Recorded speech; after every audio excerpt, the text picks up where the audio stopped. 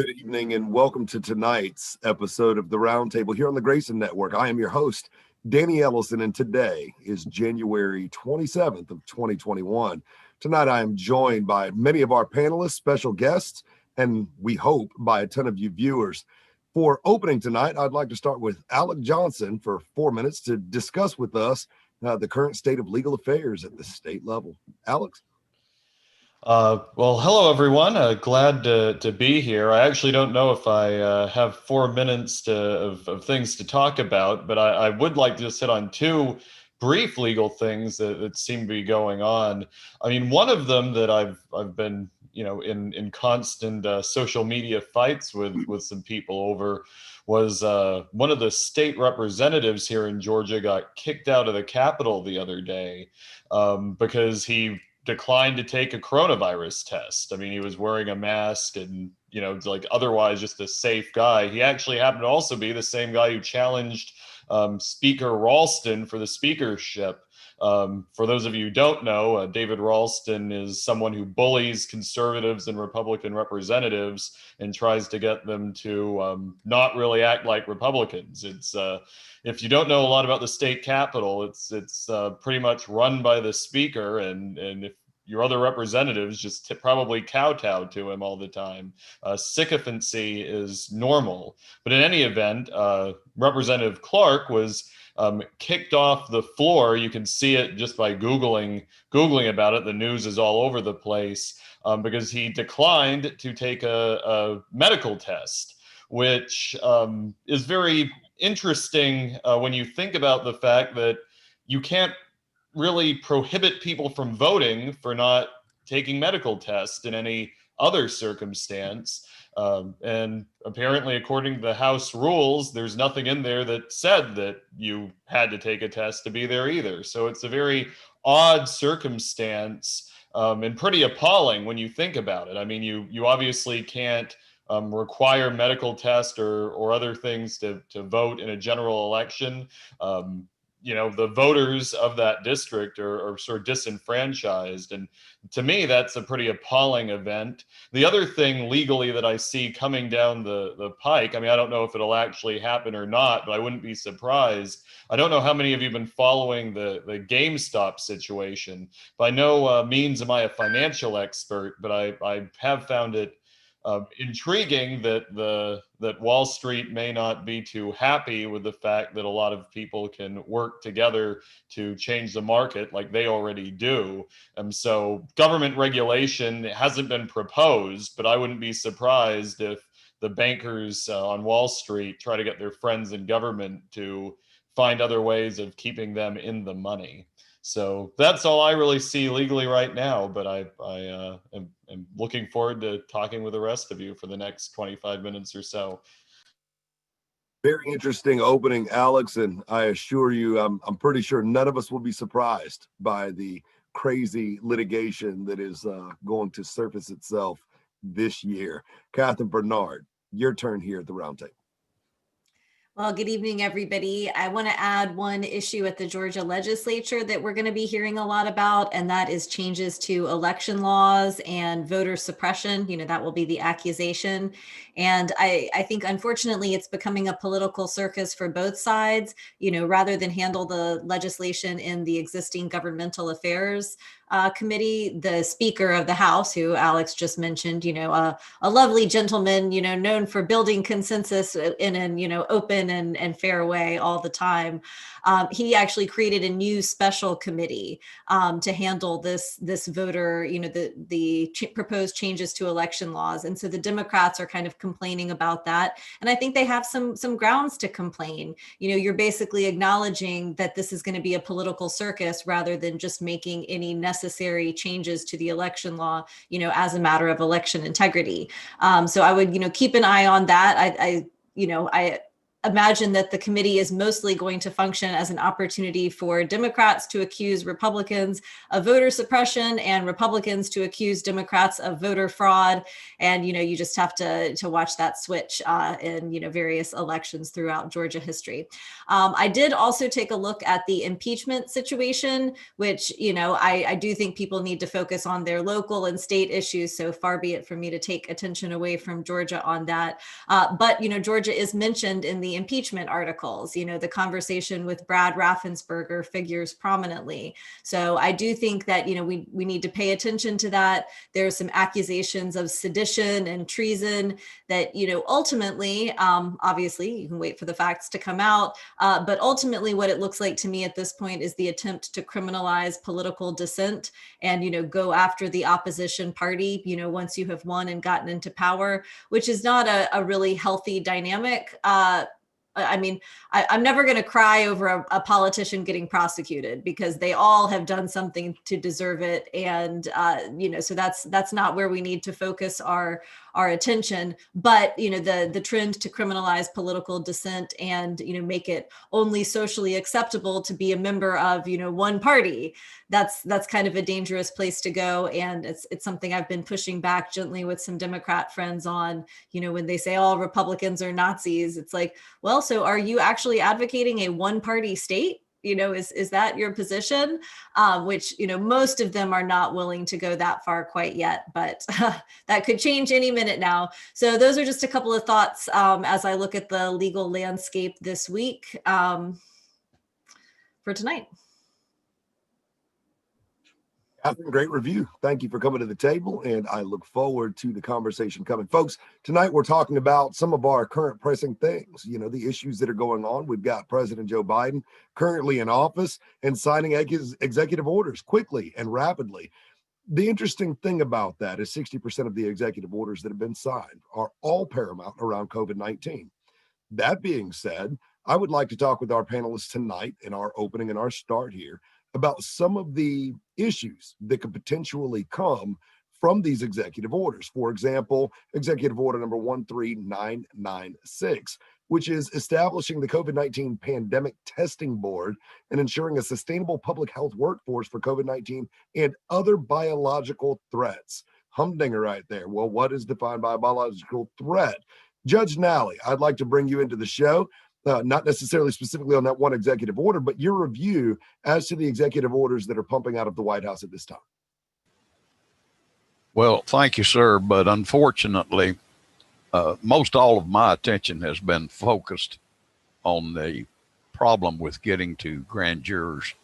So I'm going to have to plead ignorance as to that question.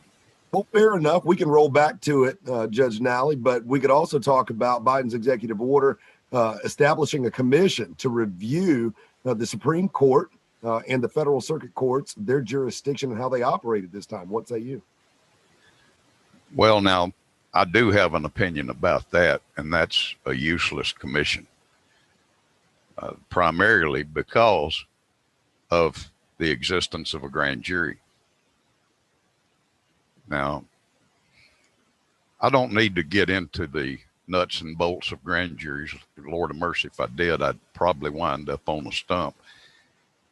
And poor Miss Bernard has heard most all of this before, so she'd probably be snoring after about a minute and a half.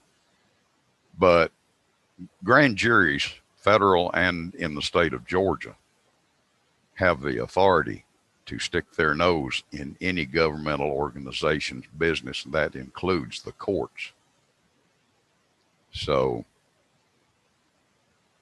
why appoint a commission that's going to be duplicating the duties? Well, actually, they won't be duplicating the duties now that I think about it, because I doubt that the executive order will give that commission the criminal review authority that a grand jury has. But it would still be useless because a federal grand jury can easily make a determination about what's going on in the court system or what's going on in the state and the Congress or what's going on in office of the president. And Nally, they what can, would be the potential of abuse of this executive order, and which way could it go by its establishment? abuse of an executive order is not a topic I've thought about before. However, getting back to the grand jury, if there is some abuse in that executive order, a grand jury is certainly free, if they find that the abuse violates a federal criminal statute, they can certainly return an indictment against the president. Very interesting observation. And Judge Nally, thank you. I hope you'll stay with us as we continue the conversation. Derrick, Grayson, coming over to you. Executive orders coming out plentiful. Now, I know that I introduced with COVID-19, but since we're on the topic, and Judge Nally very gracefully introduced us to the rules here in the state of Georgia with our grand jury's powers, going forward, what are you concerned about by an executive order from the Biden presidency and administration to establish a committee to review the Supreme Court and the jurisdiction of the federal courts? Well, I'm going to go with Judge Nally in his remarks, but here is the problem. So now we're dealing with the aftermath of something that could have been completely prevented. I was on the stump telling people more than once, if you don't elect conservatives that will actually help Donald Trump pass legislation, all that you see him doing with his executive orders will be for naught. And that is exactly what happened. And I said, the Democrats and the rhinos are perfectly content to allow Donald Trump to do all of the executive orders he wants, because they had a plan to get rid of Donald Trump. One man, our economy, one election. So I don't need to get into that anymore. And what do we see happening? Joe Biden is undoing, with executive orders, essentially everything that Donald Trump put in place. What will happen next? Joe Biden will then move to pass legislation, because it's much more harder to get legislation off the books. Okay, so that's going to be the next move. All he's doing is undoing what Donald Trump has done. That is the real issue with the executive orders. And well, Derrick, I'm gonna push back, because I think there's something more to this executive order with this committee, and I want to uncover more of that. Alex, I want to come to you for just a second.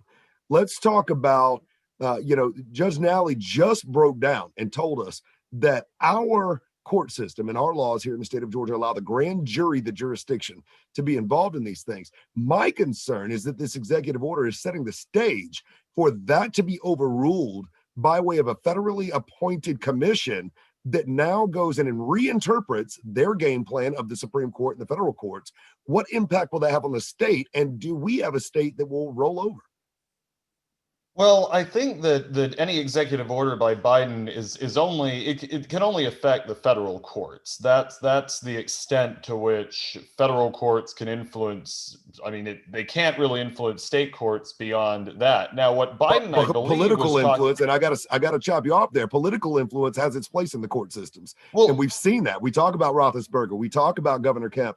We see this pushback, and we see that the federal court's decisions and the administrations are having direct impact on states' operations. Oh, and that's what I was about to get to, is that federal courts, though, do oftentimes, for example, what I deal with a lot of civil rights cases, the federal doctrines of immunity for government officials have a great impact on the way that states act and police officers act and any government official acts. So the main issue, though, that I think is going on with the order that you're talking about is what Biden talked about explicitly during his campaign, which was looking into researching, having a commission talking about essentially court packing. The whole idea of trying to change the court system so that his judges are in there. They don't like the makeup of the Supreme Court having more conservative justices. So I wouldn't be surprised if that commission he's making is going to recommend things to try to push the Supreme Court liberal, which would have a direct impact on all of us. I mean, I think that if they undermine the court because they don't like the current makeup of it, the Supreme Court's going to become even more political than it already is. I mean, as you said, yeah, we have politics affects courts, but if they change if they add time limits to how long justices serve, add more judges onto the Supreme Court, change the makeup of the Court of Appeals around the country, that's going to have a major impact on the type of case law that is ruled, and that will affect all the states and every aspect of our lives. I mean, you're going to have a bunch of lawyers running people's lives, which is not the way it should be. Right. So great points, Alex. And that leads actually to my concern about this. We're literally discussing a policy that sets the tone for what potentially could come. Catherine Bernard, your insight. Well, I agree that it comes down to the size of government. You know, the more we get bogged down in these discussions about, you know, how many judges to have, the more it becomes clear that the serious issue with our entire country is we have made too many questions political questions, you know, whether they are at the federal level or the state level. You know, we have assumed government, you know, we have allowed government to assume just so much control over our lives. And that's what, you know, when I see these procedural discussions about, you know, how many judges to appoint, or, you know, the way that the federal court system is being run, when I see that being discussed, you know, on national news, on the one hand, I mean, yes, it's definitely good for people to be paying attention to, you know, what's going on with their government. But on the other hand, I worry that it's kind of a sign of like the increasing tribalization and sports centerization of American politics, where everything becomes, you know, pick a side based on your political party, your partisan affiliation. And, you know, that's how you predict what, you know, where you're going to stand on the issue of expanding the court or court packing, you know, whatever you want to call it. You know, so people aren't looking at the issues and making a reasoned decision of, you know, oh, do I think we have enough judges or do I think we have too many judges? You know, they're making the decision based on what they hear people from their party talking about on the national news. And, you know, that to me is a very unhealthy sign. And so I would love to see us kind of focus again, you know, less on the party and more about the policy of, you know, winding down government involvement in our lives. Catherine, I don't think there's anybody on this panel or watching that would disagree with that assessment. Brian Slawinski, same topic, but let's talk about the constitutionality of this, right? So the Constitution provides inalienable rights to all of us. When commissions like this are born here on our soil, and we obviously can see different opportunities, different areas in which the government can grow, it can get bigger, they can expand their footprint in all of our personal lives.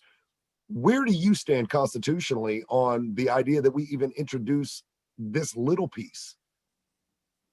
Well, thanks for having me again. I would say if you really look at where we're at with this, again, if you subsidize something, you get more and more of it. So the more and more they do this, the more and more government we're going to get, and it's going to be harder and harder to get rid of.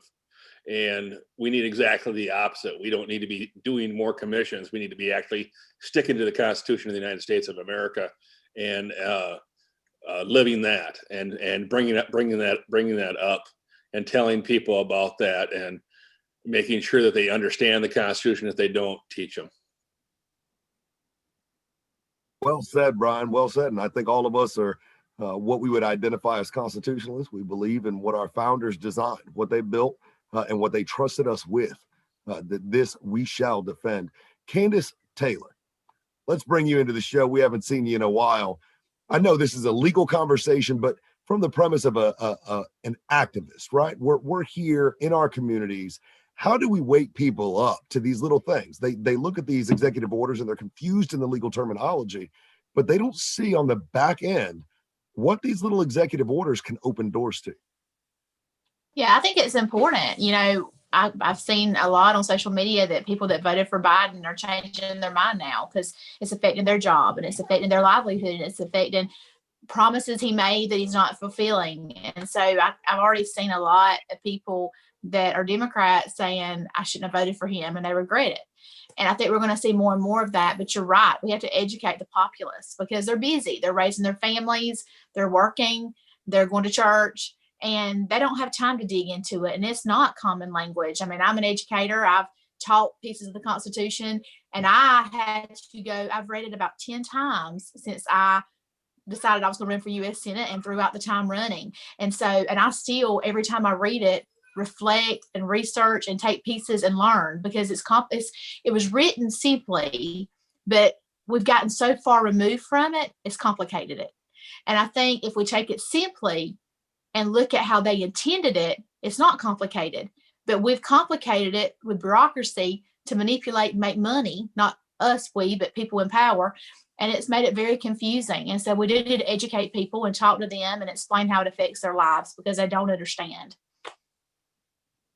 And Candace, that's why I came to you. You know, as an educator, you know, a lot of people, especially here in the state of Georgia, question the ability for educators to make sound determination and decisions when behind the podium and educating our children. You know, what freedoms do you have outside of policy and provision, what you're being told you have to say?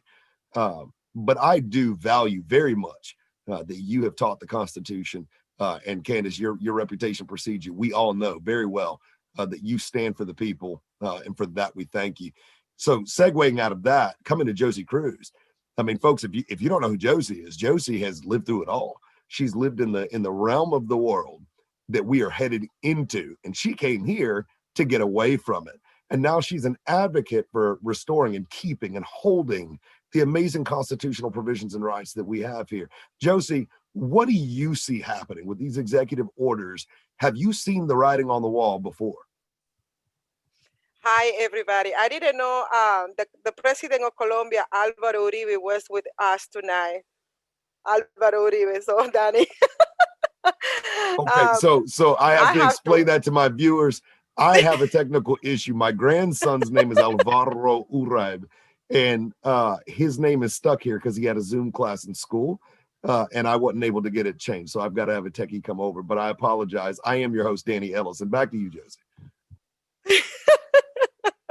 Oh, thank you so much. Thank you for having me tonight. And yes, I see it. I see it all. I know. I can smell it. I can see it from far, and I know we are in deep trouble today. And I'm just going to talk about Georgia. I don't even want to talk about other states. We in Georgia, we already know when you read the Constitution and you read those articles, you can find out that the way that so many laws that are passed here in the state level, some of them are violating the Constitution, the federal.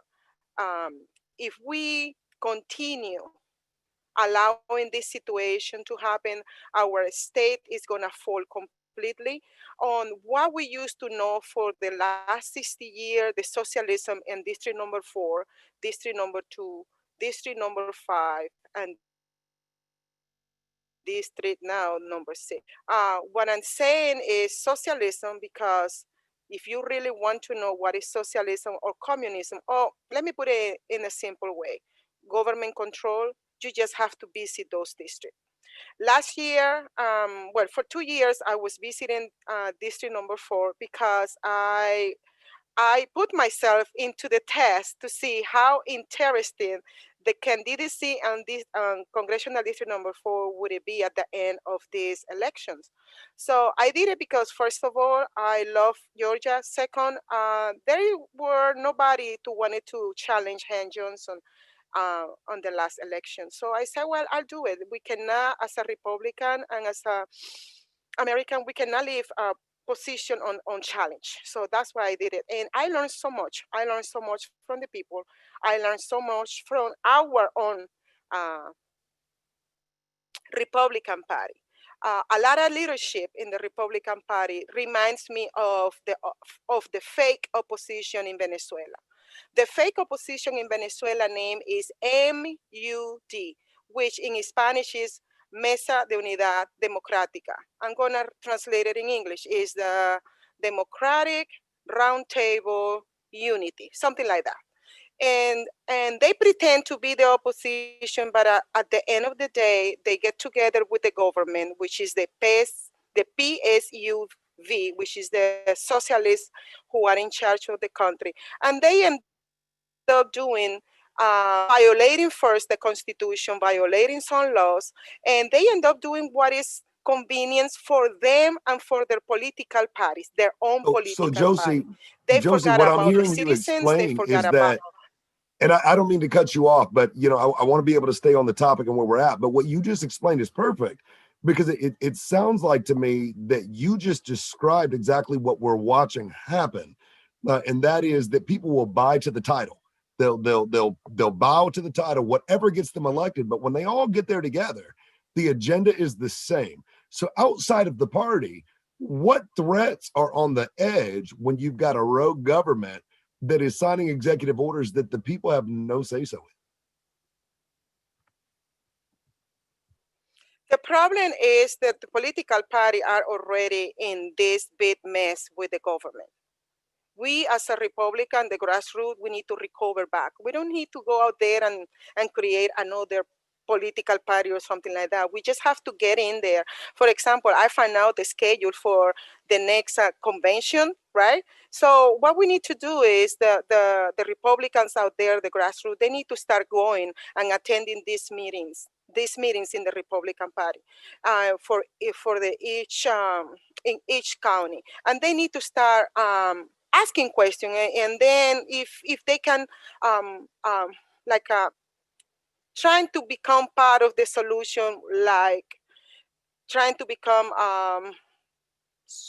part of the leadership, because we need to start cleaning this up. It depends on the people.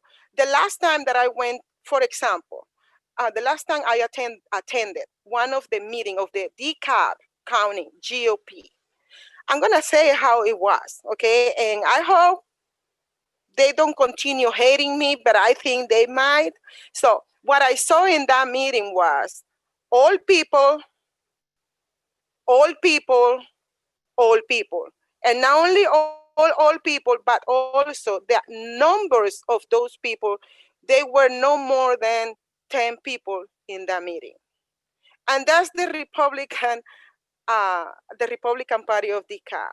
And then another thing that I saw that it doesn't balance it out is, I don't want to sound racist, but I did not see Latinos in there, but me, because I was the candidate, but I did not see blacks representing in that small group. So the DeKalb County is supposed to be a minority majority. Why the blacks and the Latinos, the minority, are not representing? Josie, I think that's something that we're seeing all across the GOP, and that's a holding of the rhino base. We've all witnessed that. We've all seen that. Derrick experienced that. I experienced that as a federal candidate. But you leave a perfect segue in conversation to go over to our next topic for tonight on the panel, which is COVID-19 and the pandemic test board that has been appointed by way of executive order by Biden. Brian, I want to come over to you first under constitutionality in this provision. And then after that, I want to go to Candace on the education side of this, because it's a very interesting topic. But essentially, Biden has come out and said, we need a policy that establishes a COVID-19 response testing board that is supposed to ensure sustainable public health workforce. Okay, so a team of medical people that are supposed to be able to dictate to the American people how to respond to COVID-19 and other biological threats. In this, which is only a 3-page executive order that was signed yesterday by President Biden, it suggests that these are supposed to be the leaders that mandate vaccinations. Brian, you going to get your shot?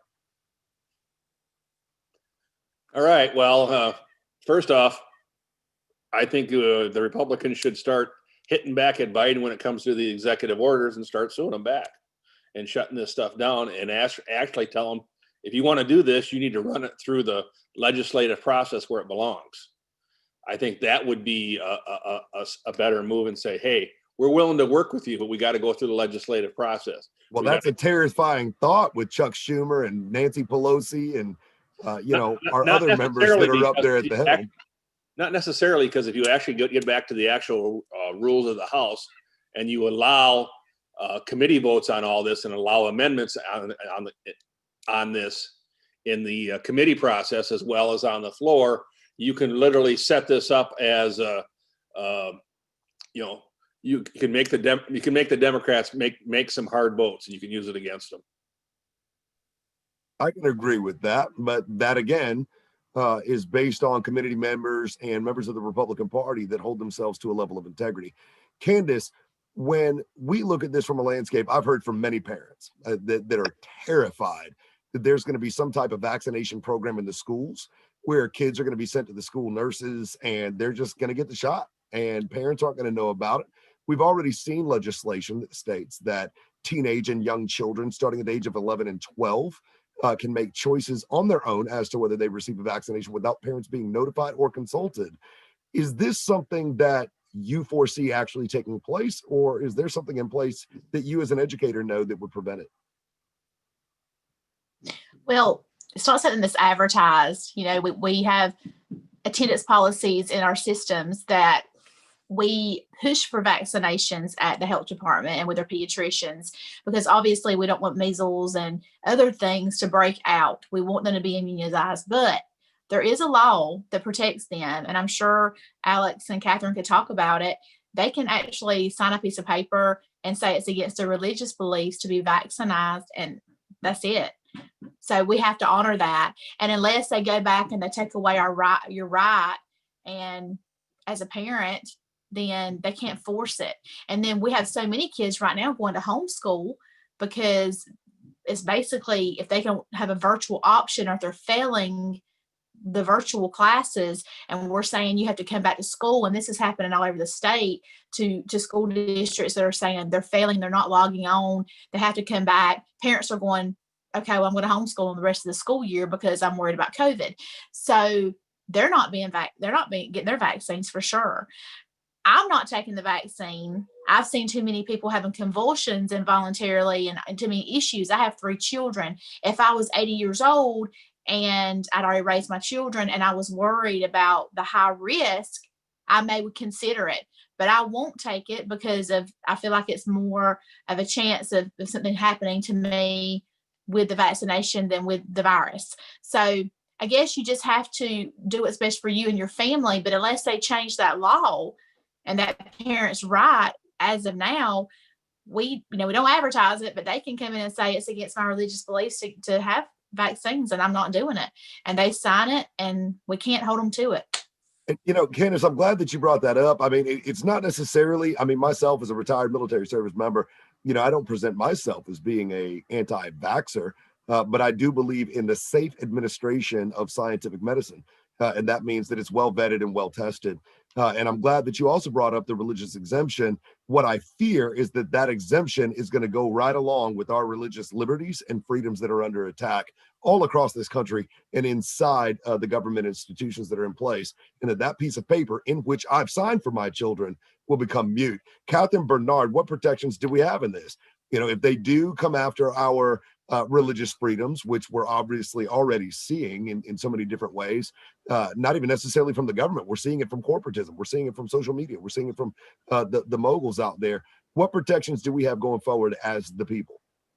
Well, I think Candace nailed it, that in Georgia, we do have the medical and conscience exemption from vaccination that is so important, not because anybody is necessarily an anti-vaxxer, but because the decision of what medical treatment to get for yourself and your family, what can be injected into your body. What a dangerous idea to think that the government should be able to control this.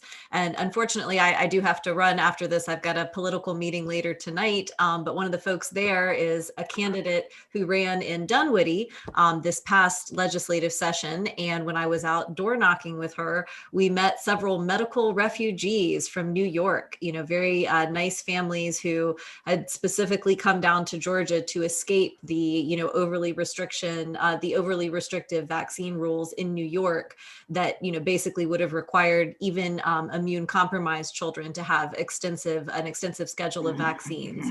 So I think it's important to recognize that, Georgia still operates as a little bit of a bastion of freedom compared to some other states. And so it's really important that we stick with that. And again, as I mentioned in my last point, I think, we win when we make it less about, each individual issue, because, when you talk about vaccines specifically, that's a very sensitive subject for people. If they work in healthcare and they're exposed to a lot of people, they may have a very, pro-vaccine stance.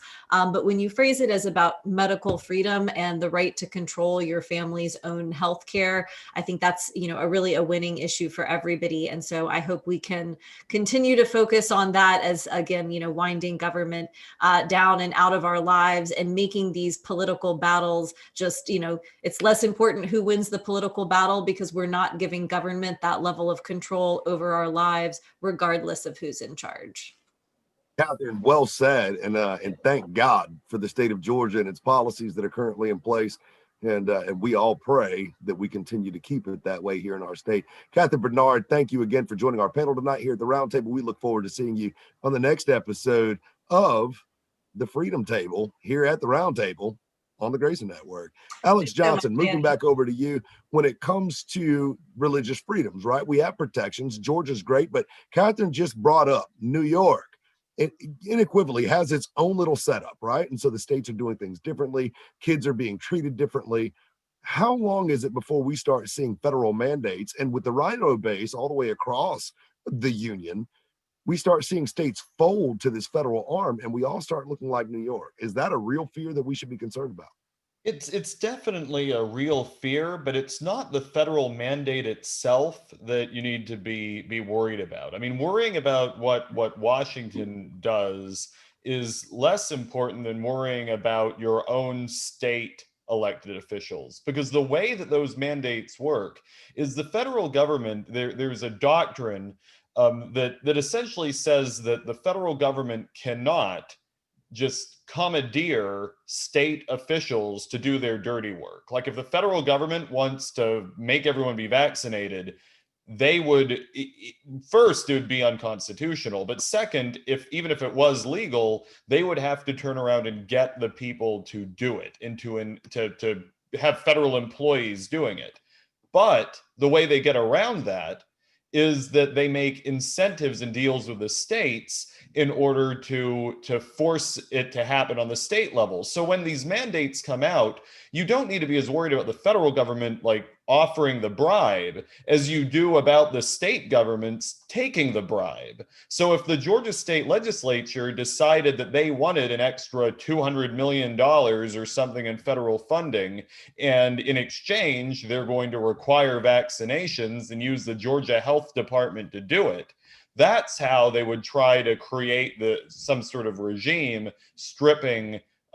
essentially stripping our rights away and taking control and forcing any sort of programs or mandates that appear to be federal mandates. But what's really going on is your state government essentially adopted the federal policy in exchange for money.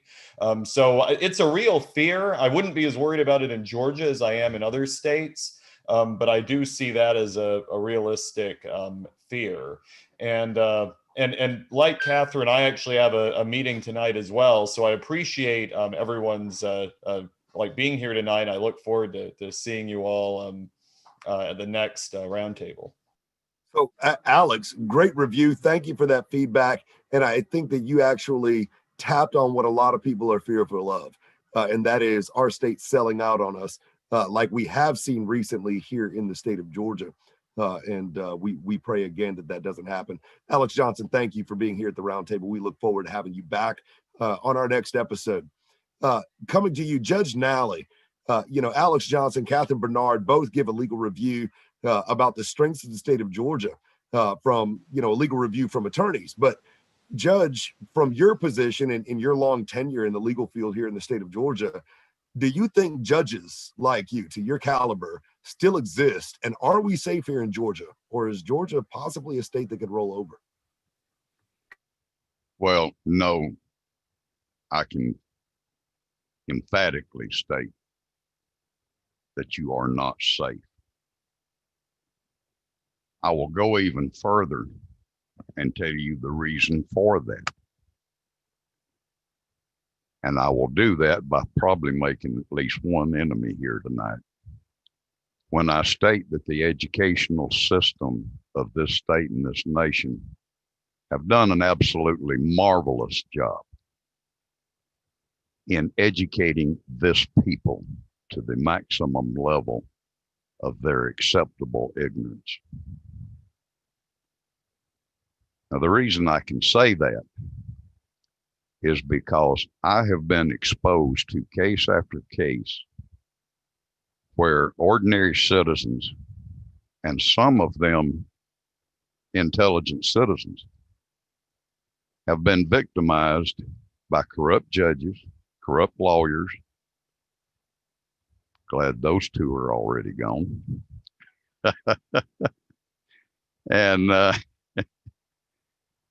And they are lost. They don't have a clue. They walk out of a courtroom or some legal setting. They know for a fact they have been abused, but they cannot articulate how it happened.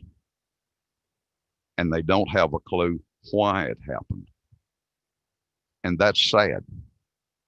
That is really sad.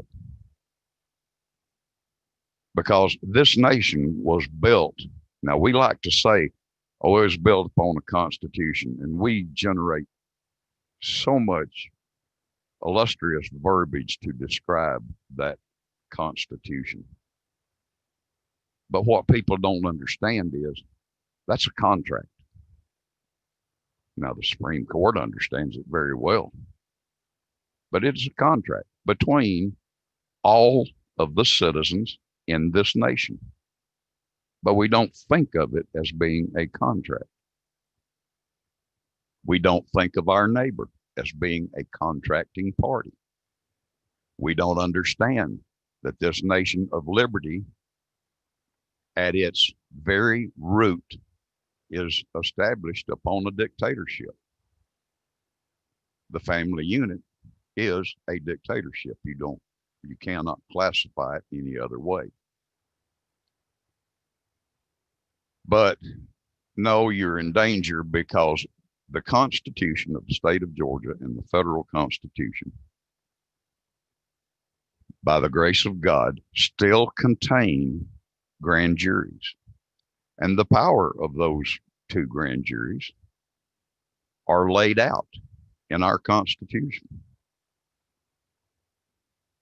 But you don't understand the institution. You do not comprehend the full scope of its power. And you think that when some district attorney looks you in the face and says, no, you ain't going to take your little problem to a grand jury. We ain't got time to fool with that. Nobody has the understanding to know for a provable fact that district attorney just committed a criminal act. He should be presented to the grand jury, but you don't know that. You don't know how to prove it. And so consequently, you turn and rely upon the political fix. Well, the political fix hasn't worked since I was a boy. Actually, it was probably not working too well before then. So now you're sitting here faced with this group wants to start another political party. You don't need a political party. I don't. I'm not a Democrat. I'm not a Republican, Libertarian, Constitution Party. I don't belong to any of them. They don't get my money. Because I know what I am. I am a sitting board member I am a member of two.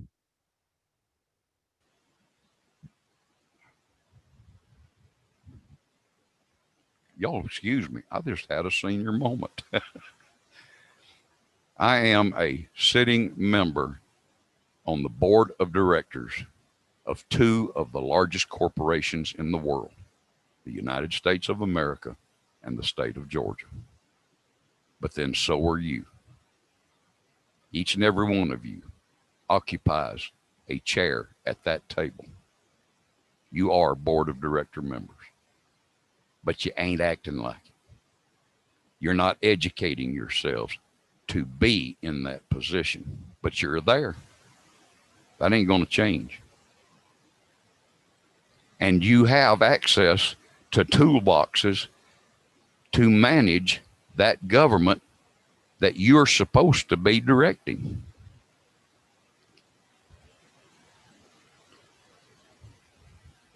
I think I'll yield.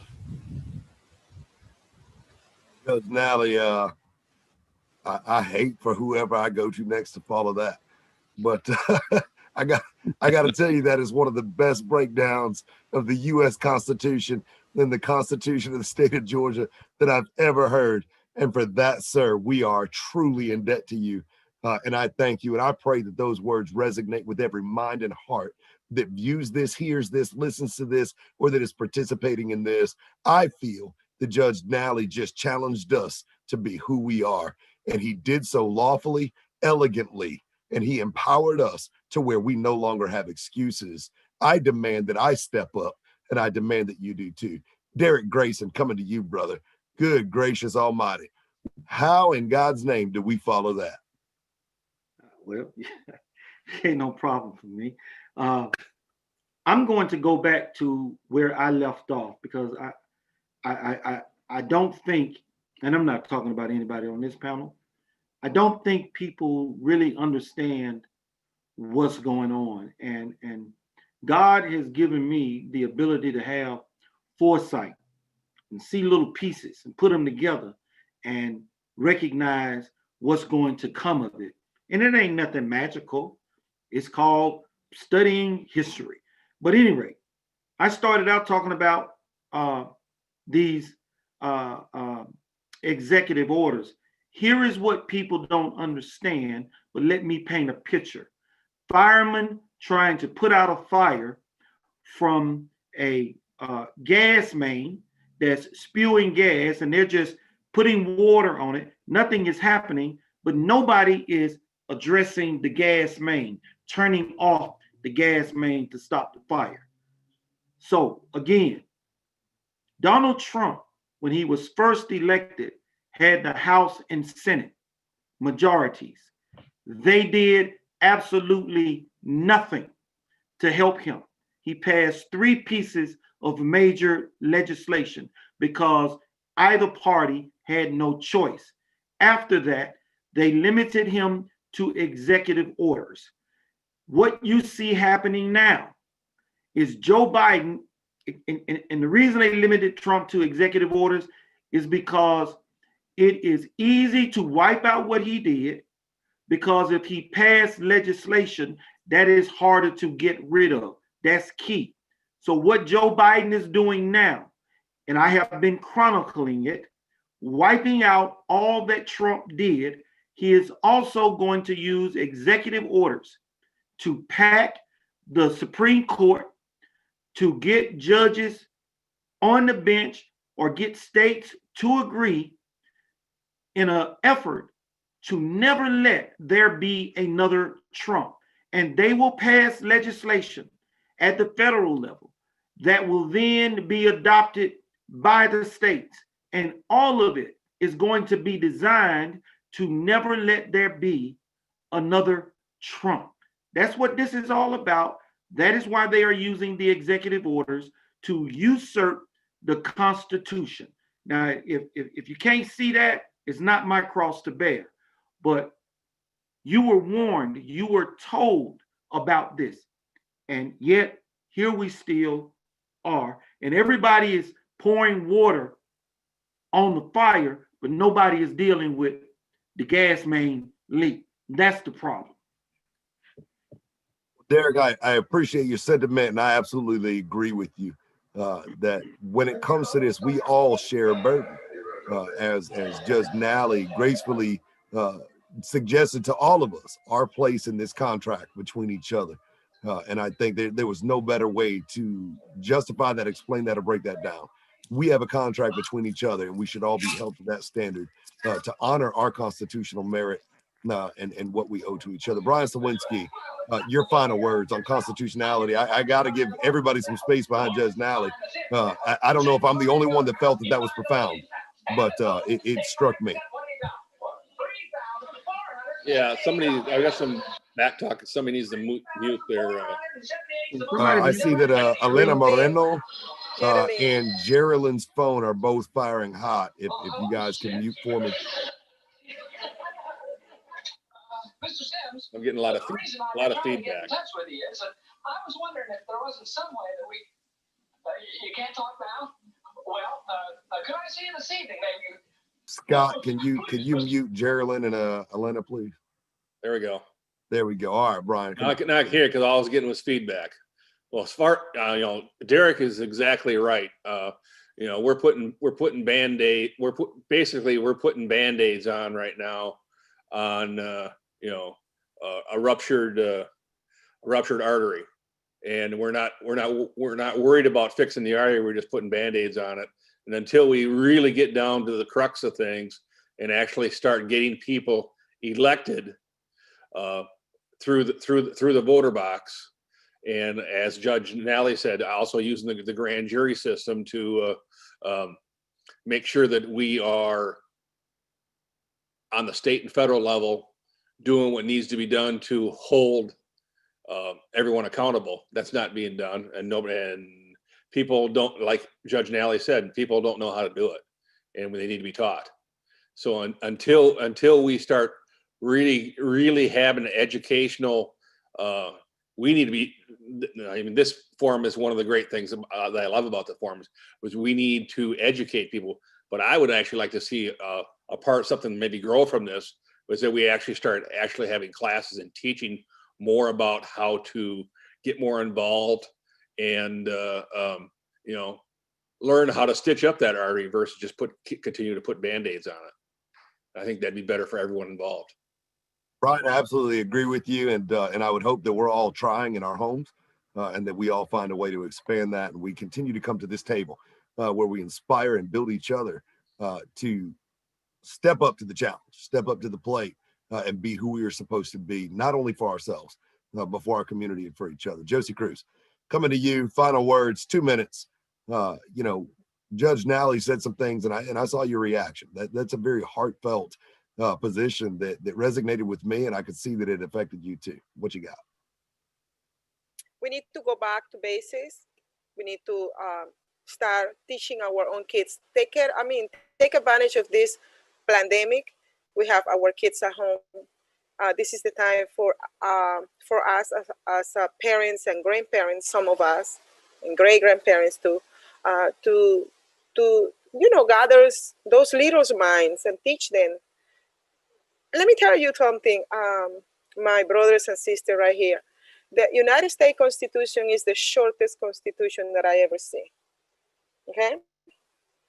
And it's difficult or easy to understand, but if we can teach those articles, each one by one, and the Bill of Rights to our children and explain them, take one a day and explain them, and then search with them on the internet. We have to, if we have to recover back, if we want to recover back our republic, our nation, we need to start teaching those, like we used to do with the Bible at home. Now it's time for take the essential, the basic, the foundation of our country, and fight back the left, fight back those, the natural enemy of our Constitution is government control, is communism, is socialism. That's the natural enemy. So of course they want our children, even us, ignorant. It's very convenient and beneficial for them and for the agenda. But Thank you so much, Judge Paul Nally. It was wonderful what you were saying. Thank you for each one of you, Brian, Candace, Grayson. I am here learning too. Okay, I know you guys asked me about my experience, but I am learning too about my country, which is America, United States of America. And thank you so much. I yield back. Cruz, thank you so much. Very well said, and great wrap up. Candace Taylor, coming to you. It's so good to have you back on the show. Really, truly, it is. I started going to church Danny, you're on on mute. Wednesday We can't night. hear you. You can't hear me? Can you hear me? Yeah, we can hear you, Candace. Okay. Go ahead. I started going to church on Wednesday night. That's why. And my daughter's quarantined from school right now, but she had a negative test, so she can't get back till Monday. So that's why I'm here tonight, which I've missed being here. Judge, thank you for what you said. It was awesome. And I agree with what you said about education. And it was a beautiful metaphor that Derrick gave about the gas main. That was spot on. I will say that if you think about pastors at church and you're teaching your congregation and you're preaching the word, and in their mind, based on their life experience, they twist what you say and they hear something totally different, because we have perception and experience that goes into how we receive information. So as an educator, if I'm teaching the Constitution to children, but they're taught the perversion in their homes, it is very difficult for them to understand the simplicity of the Constitution, because they're filtering it through misconception. And that's what I meant earlier about it being complicated for children and complicated for adults. And so, yes, it's important for our public schools to educate and teach on the Constitution, but it is more important for our populace of adults to understand clearly and get the scales off their eyes and their ears open and truly get it. Because the media and career politicians, rhinos and Democrats, have perverted it and made it complicated. And they've twisted it up, and now it's not simple anymore. And so we got to get them educated. Thanks for having me tonight.